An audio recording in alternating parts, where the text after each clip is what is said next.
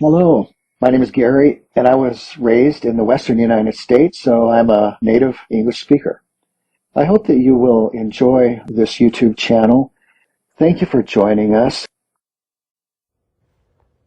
The 38 Letters from J D Rockefeller to His Son by J D Rockefeller, 1839 to 1937. The 29th letter. The end is the beginning. August 31st, 1908. Dear John, Mr. Andrew Carnegie has been interviewed by reporters again. I have never understood why he always likes to appear in the newspapers. I guess he must suffer from phobias, lest people ignore his existence. But I still admire this guy who often competes with me.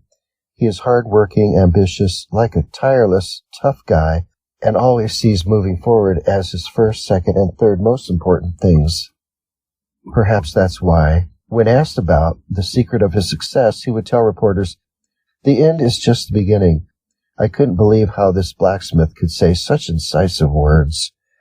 I believe that this short 3-word sentence will soon be broadcast, or Mr. Carnegie will receive the title of business philosopher. In fact, he deserves to be called that. Could he summarize his successful life into a short sentence that shows the great wisdom of his business giant? However, Mr. Carnegie only gave the formula of successful people without giving the calculation process. It seems that this guy can't change his selfish nature, and he is always afraid that others will see the secret of his success. I'd like to try to solve the formula, but you don't spread this story. Otherwise, he will send me not only whiskey for Christmas, but also cigars, because this funny guy knows I don't smoke. The end is only the beginning. It seems to me that the blacksmith is trying to show that success is a continual reproductive process. It's like a fertile cow who, after giving birth to one cub, immediately becomes pregnant endlessly.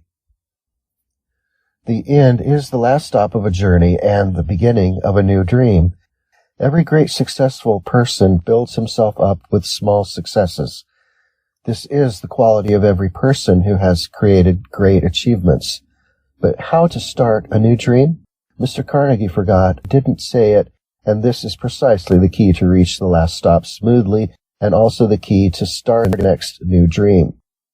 In fact, the answer is actually very simple. You need to do everything possible to grasp the advantage from the beginning.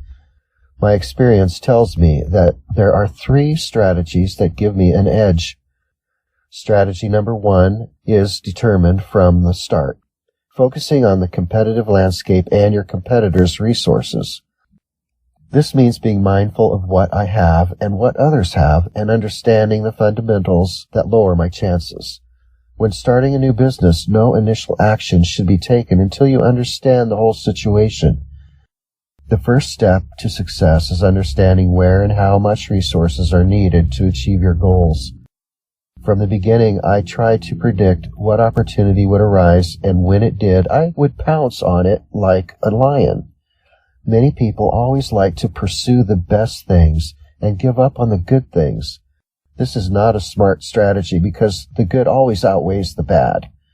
The reality is that ideal opportunities are rarely delivered, but there are often many less ideal opportunities that are still good opportunities, even though they have shortcomings that are definitely far better than no opportunity at all.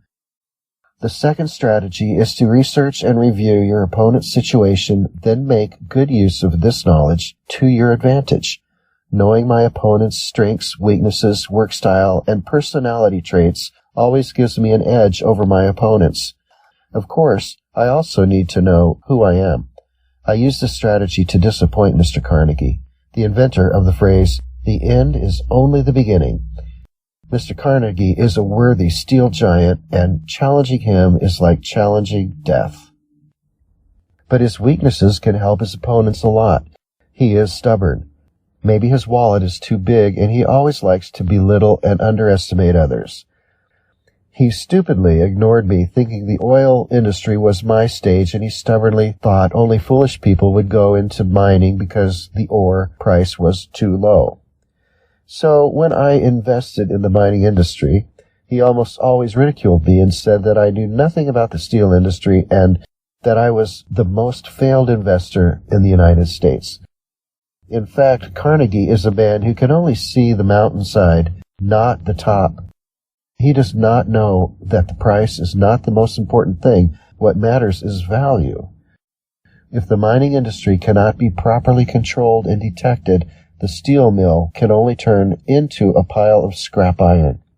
When others don't think of you as a rival, that's when you can gain the most advantage for future competition. So from the beginning, I invested fully with boldness. Soon the arrogant blacksmith discovered that the man known as the worst investor in the world had taken control of the iron mining industry and became the largest iron ore producer in the United States. In court, he couldn't sit still and could only quietly beg me for peace. In competition, the person who first finds the opponent's weakness and attacks strongly is often the winner. The third strategy, you have to have the right mindset. From the very beginning, you have to be determined to win, which means you have to be aggressive and may be a little ruthless within the moral constraints. Since you are determined to pursue victory, you must give your best effort. Only by working hard can we achieve brilliant achievements. More so at the start of the competition, to put it mildly, it is trying to gain an early advantage in the hope to establish a monopoly, and to put it more harshly, it is to take someone's opportunity. At the same time, we must be positive and brave and have the courage to swallow whales. I believe that genius competitors are born warriors. This is an eternal law. At the beginning of every new dream, the most important thing is the determination to win. Without a winning attitude, paying attention to the competitive situation and knowing your opponents won't help. Gaining knowledge to maintain control and evaluating the competitive situation accurately is what builds your confidence and helps you achieve your ultimate goal of winning.